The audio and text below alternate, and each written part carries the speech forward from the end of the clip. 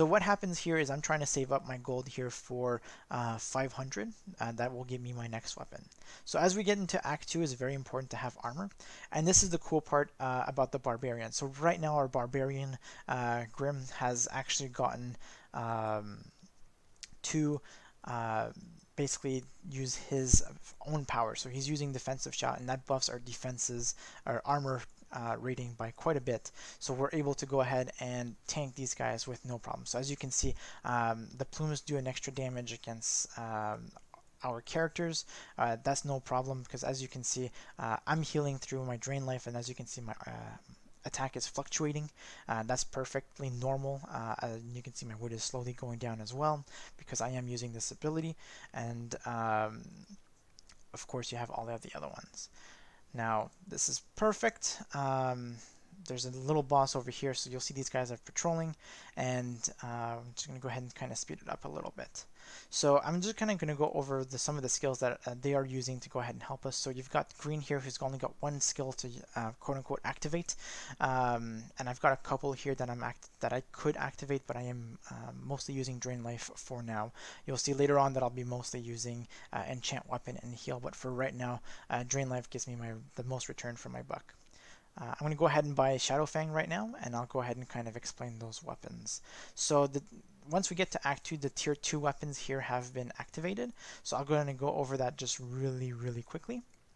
So again, so we got Shadowfang, so that gives me 20 attack, and then I recover 10 hit points, and I also get 2 mana per kill. So basically, it's also got like a life steal and mana steal to it, and it gives me an extra 20 attack.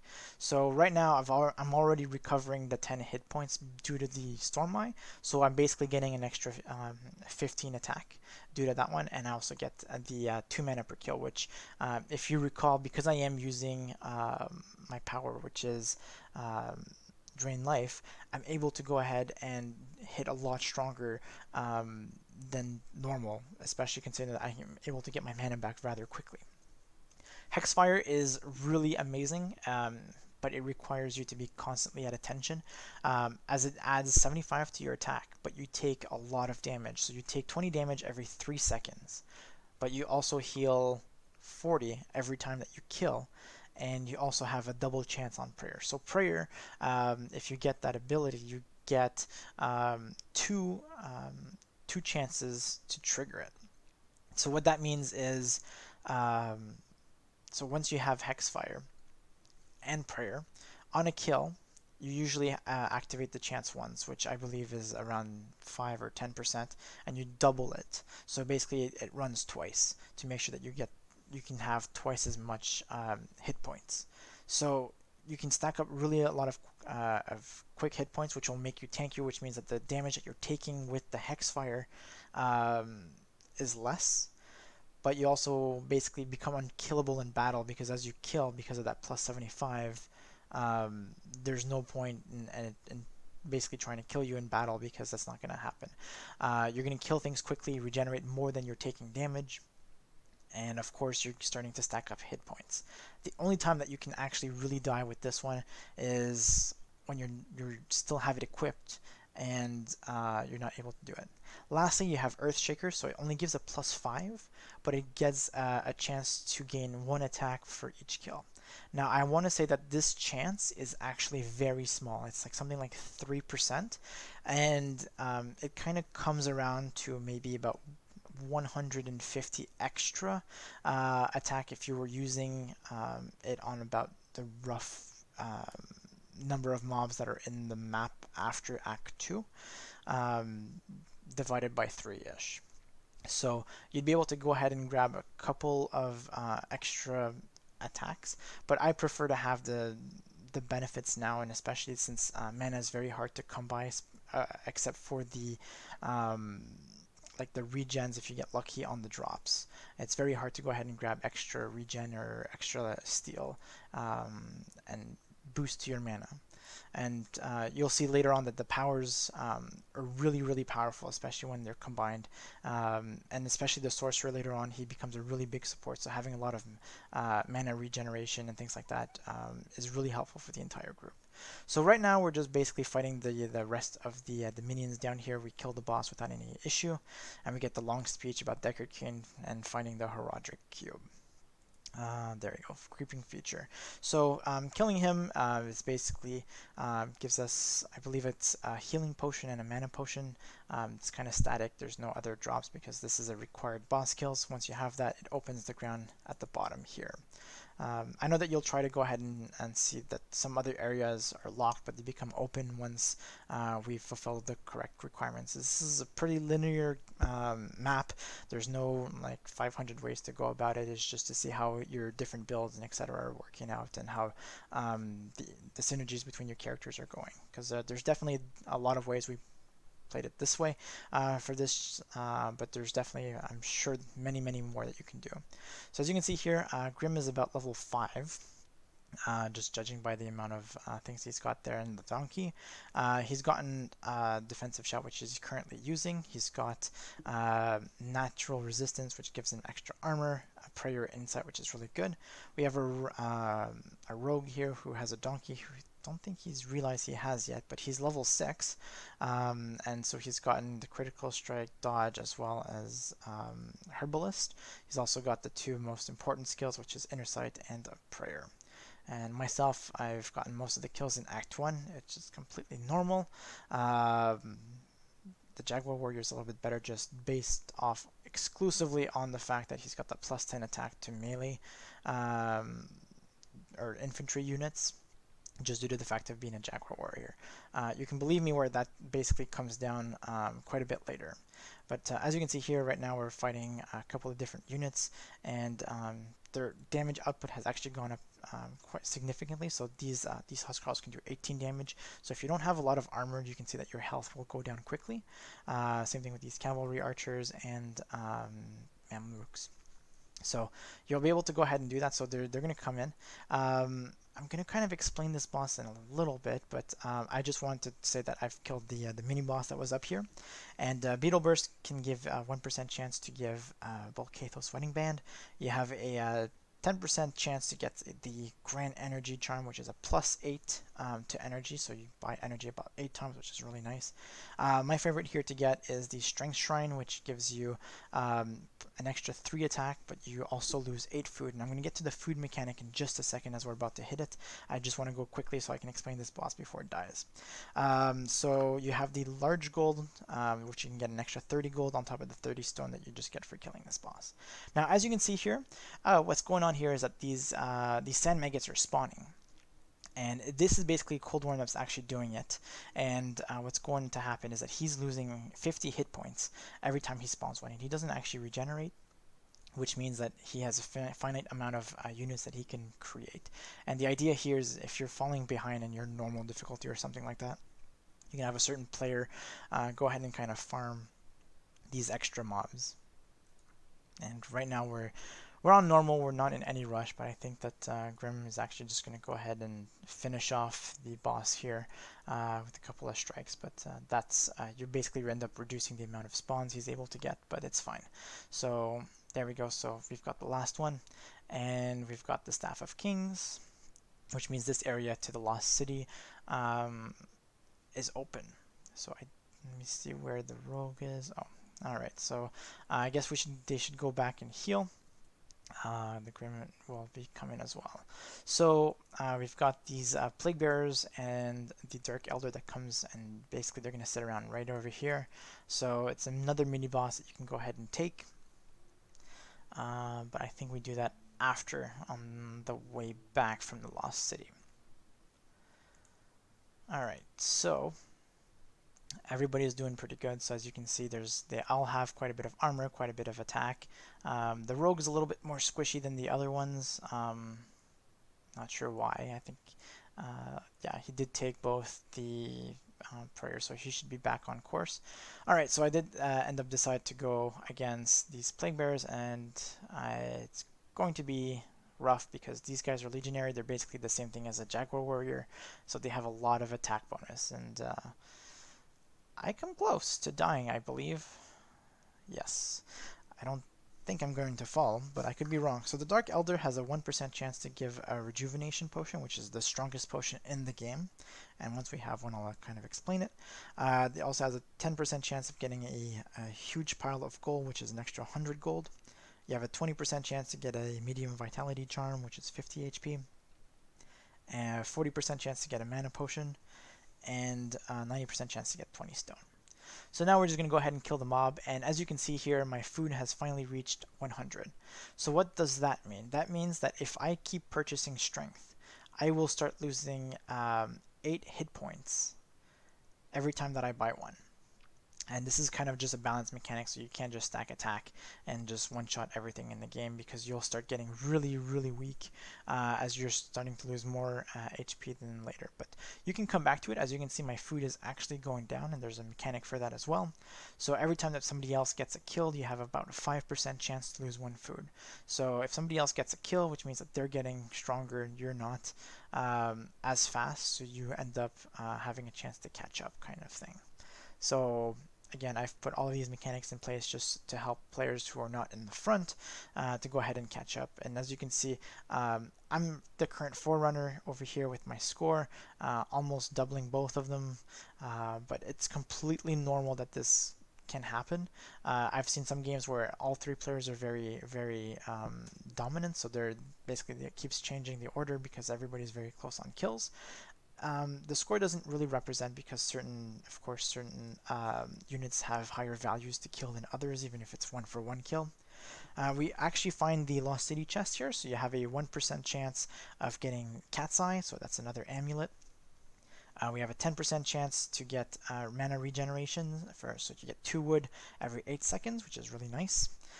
You also have a 40% chance to get extra stats, so you get an extra 30 stone, which is huge. And then, of course, the 90% chance basically to get 30 gold and 20 stone.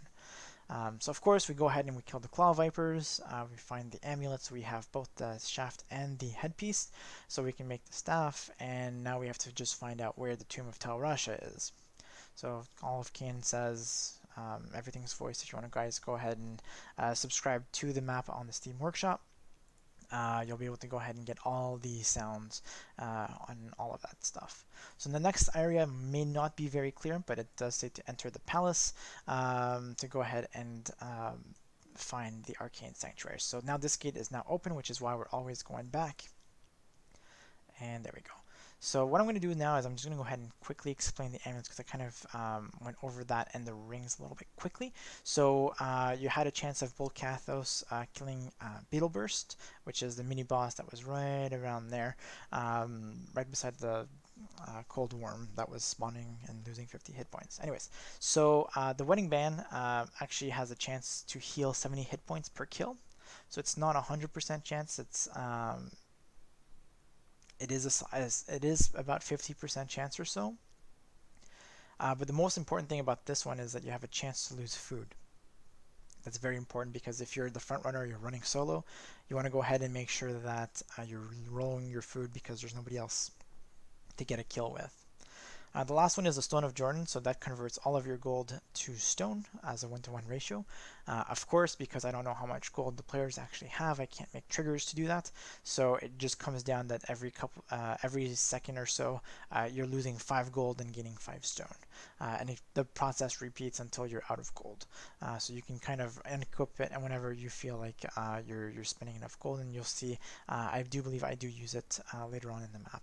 So the amulets, we have the Eye of the Etlich. So again, it heals 15 and gives 1 mana per kill, which is really nice. Again, very rare to get mana in this map. You've got Cat's Eye, which gives 25 attack and 1 armor. That's really nice, especially when you're playing in a higher difficulty where attack is really hard to come by, especially in Hell. And of course, there's the best amulet in the game, which is Mara's Kaleidoscope. You have a +10 to attack, 3 to armor, and that's really the big one here. And of course, you have another chance to gain hit points per kill. So it's basically like if you have Mara's Kaleidoscope, you've got the Hexfire, and you've got Predator, you've got basically 3 things giving you a lot of hit points. I will say that if you have a maximum of about just over 32,000 hit points, the game may crash, but I haven't been able to get that lucky to bump my hit points all the way over there. I'm sure someone eventually will prove me wrong and prove this to be a bug later on and show me that it can be achieved. So there we go. So we're going to go into the palace. What's important in here is that these guys are really starting to hurt. It's not that bad, but really the main thing here is to go ahead and start focusing these samurai, just due to the fact that they do hurt quite a bit with their bonus damage. So I'm sure you've seen Spirit of the Lost videos on the Jaguar Warriors and the attack bonus that they have, and then of course the same thing with the samurais. Very informative. And of course, as you can see, with all the stuff that I have, I'm actually slowly healing through taking damage. And I don't know if you saw, but I was really low earlier, but now I'm actually starting to kind of heal a little bit, especially considering that there's no more samurais, as I'm actually physically targeting them, microing them. The game gets a little bit easier if you know what to micro out first, because as you can see, these throwing axemen, they don't really hurt at all. They do like 1 damage. These two-handed swordsmen, they can hurt, but it's really the samurais that really end up pulling their punches here. So I'm going to keep fighting, and you'll see that I'll actually start getting quite healthy. So Grim's stuck up here, and he's got 100 fruit, so he's trying to get out of here so that he's not losing any hit points. But Green's actually blocking him. It's just gotta be nice in the game. Don't worry, he's eventually going to move, but I don't want to miss too much down here. So as you can see, we're just slowly going to go ahead and grind our way down here, and we're going to go ahead and find the Arcane Sanctuary. So the entrance to the Arcane Sanctuary is actually guarded by Fire Eye, which is right here in the middle. And the only thing to worry about, because he's a hero unit, it doesn't really hurt that much. It's his minions are quite deadly. They are elite samurais, so everything that I've said about the samurais that were up here, those were normal samurais. These are elite samurais, so their damage bonus is again increased. So again, it's a very it can actually be a difficult fight. So I do believe that this is where our barbarian actually dies, because he tries to be a hero. Don't be a hero, guys. So as you can see, he actually ends up hitting first, which is not good for him. And I do believe he's trying to run at this point, but he is actually stuck. No. Alright, I guess he's fine. He dies somewhere else, I forget. Anyways, must have been another run. Alright, so we end up killing Fire Eye, which activates the teleport over here. So now we're able to go ahead and enter the Arcane Sanctuary. Now I just toggled off the Fog of War just because I think that this is really cool as you're going inside of there, and I put a little bit of rain to make the quote-unquote magical effects, but it's all good. So we enter the magical world of the Arcane Sanctuary, and there's quite a few minions, and as you can see, they're kind of stuck here, and that's kind of I would want to say it's intended, but it's a happy coincidence that it was. These guys are just supposed to be patrolling up and down. But because I didn't have enough room to make the rest of the map plus all of this, I was only kind of able to make quote-unquote one way of the Arcane Sanctuary. Ideally, I wanted to make the maze and figure out which one was randomly picked to make it as annoying as it was in-game, but basically the fact that you'll be able to get constrained in here, fighting mobs that don't go anywhere really fast. And yeah, so the fire towers are there, but they really don't do any damage. They slowly kill you, but it's like 1 damage at a time, so it's not that big of a deal. If you have a massive Chukonus, that's how, Ghoul Lords, they might actually do a lot more damage than that, just because every of their arrow does 1 damage. So when they have many, your HP starts going really down quickly, and you can't kill enough to regenerate. It can happen, and I've died like that before when I wasn't paying attention, thinking that I was safe. So as you can see, we were a little bit quicker here, so they're still technically spawning. You don't want to go ahead and block the spawns just for the fact that it's an extra kill that you're getting, but I think that it stopped. So as you can see, there's quite a few minions left, and there's some on this way that are kind of going to come back to us. You've got the summoner that's down here. So the summoner here is actually the only thing that's deadly. These guys here are just really tanky, the boyards. And then the pikemen are just there. They don't hurt that much. As you can see, they only do, like 17 damage. They're just really tanky. They're just there to kind of block the way to the summoner. The summoner, what you want to do is you want to go ahead and run as fast as possible to go ahead and kill him. The other thing that you can do is just debate the the minions to go out of his range. As you can see, he's stuck inside those fences, so he's not actually going to move. But you can actually go ahead and trap him in there to go ahead and do that. So you can either pull them out. I don't prefer that one because I think it takes too much time. Or you can just try to run in and automatically try to kill the summoner, which is I think the reason what we're going to do. But we're just making sure that we're cleaning up because those are extra kills that are giving us. So we're just going to speed it up a little bit. And I think I'm going to go ahead and keep going. One thing I wanted to mention is that there's no actual reward for raises in this game. So when you kill something, you don't get any rewards. It's not anything like that. So as you can see, I'm just going to go right in, and I'm going to try to avoid these guys, which I'm going to fail miserably. I see these guys and I think, oh great, the summoners must be close, or the rest of the horde must be close by. I didn't think of actually trying to run, but as you can see, we're making short work of them. And you know, the rogue came quite close to dying, but because we have our barbarian that has level 2,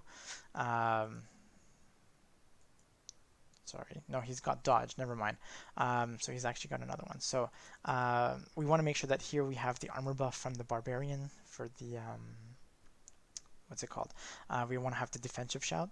So as you can see right now, I've got about 25 armor. I have ridiculous amounts. The reason for that is because I've got enchant level 3 as well as the other one. So right now I can pretty much tank anything that this act has to offer, assuming I have mana to keep using my enchant. So right now, again, as you can see, I'm actually using enough mana to go ahead and regenerate slowly. And this is why having things that give mana and mana regeneration is quite important, so that way when I actually finally do activate it, as you can see, my wood went down to pretty much 0. I'm able to go ahead and cast that. And believe it or not, it actually affects the rest of my companions as well. So these guys are as tanky as they can get. So this part is usually quite hard just because there's a lot of range mobs, and of course the melee units that are the boyards are actually quite tanky. So even with huge attack bonus like plus 200, they're still able to live quite comfortably at them. So right now I'm basically just hanging on to my dear life, trying to make as much mana as I can with my Shadow Fang to make sure that I regenerate enough mana to keep using enchant for this moment. But as you can see by the number of corpses, we're making quite the dent here.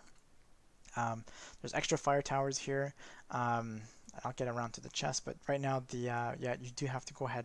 I put the altar there just because I felt like I don't know, something else to kind of draw the players to come here, just to make sure that they don't just go right into the boss fight down here. So you have Ancient God the Soulless who's guarding the entrance. You do have to kill him before the teleport ends up working for the final boss of Act 2. And of course, we've got these minions down here, and really he hurts quite a bit. As you can see, he's got 33 damage. If you target him last, there's a good chance that with his because he's very fast, you might actually end up dying. So because of the enchant level 3, which is what I was rushing towards, this actually became pretty easy for all of us. Nobody's actually died, even if sometimes a couple of them have gotten quite close to death so far. But we are actually really good, so I'm telling them to go heal, because you know they're quite damaged, but it's fine. So as you can see, the altar has quite the range, so it just kind of shows you where to go. And of course, there's a hidden chest back here that a lot of players don't look for. You can technically cheese it, just because what you can do is you can go ahead and kill the walls down here and get the chest. But I find it just more easier to go all the way around because you do have to kill this stuff anyway. But you could, if you wanted to, just grab the chest and go the other way around. Before the other players or before the boss fight. So this chest I'm going to kind of explain a little bit, just because I have the boss fight afterwards to explain quickly. So you have a 1% chance to get a large defense charm, so that gives you +3 defense. So I don't think that I need to say how amazing that actually is if you've actually played the game. You have a 10% chance to get a strength shrine, so that's extra 5 attack and you lose 10 food. You also have medium attack charm, so you get an extra 8 attacks. 40% chance to get a medium health charm, which is a 50. additional hit points. And as you can see, it's not as good as it was in the beginning, which is why it's got a higher percent chance. And of course, you got a 90% chance to get the mana potion and health potion. So really, there's nothing much going on here, so we're just going to go ahead and speed it up a little bit. So we're just going to go ahead and kill those, grab the chest, and then finally head down to kill the boss of Act 2. Now, it is, again, because it's an Act 2 boss, you will need to go ahead and make sure that you're healthy and everything like that, because there's no way out of that cave except for going to Act 3. So I know that you can die and come back, and that's the only way that you can go back and access the store or anything. But that's basically what happens. So right now, what's going to happen is I'm going to go directly for the boss, because these other ones right now don't hit that hard. As you can see, they do 19 damage, but the other ones are the ones that really hurt. And then I just basically let them know that the final boss is in here, but not to go in there right away. And of course, we're going to go ahead and kill the altar. Yeah, I mean, that thing actually hurts more than the actual skeletons, the minions over here. So let's see what we're going to get. So I got the medium HP, so I got a 40% chance on there. And what we're going to do is we're going to go into the cave. Now, this boss fight is actually pretty cool. As you can see, it's a very, very small arena, and this guy is really, really beefy. So as you can see, he's got over like 10,000 hit points, got quite a bit of armor, and he does about 40 damage. So what the deal is, once you enter here, your character actually gets slowed down, and you'll see that this guy is really, really fast. He also does splash damage because, of course, he is a war elephant. So he is actually quite deadly to do that. But because we're all three of us together, we've got potions, healing, and a lot of armor, we're going to be able to go ahead and do that. So the last thing that you want to do is something like this, is you want to go ahead and kite. I mean, he's still always going to hit you because you're faster. But what's happening is you're stopping the two melee guys from actually hitting the elephant. So maybe not as good. But let's say that I was 2 damage, I could just stop fighting him and I wouldn't be able to get splashed.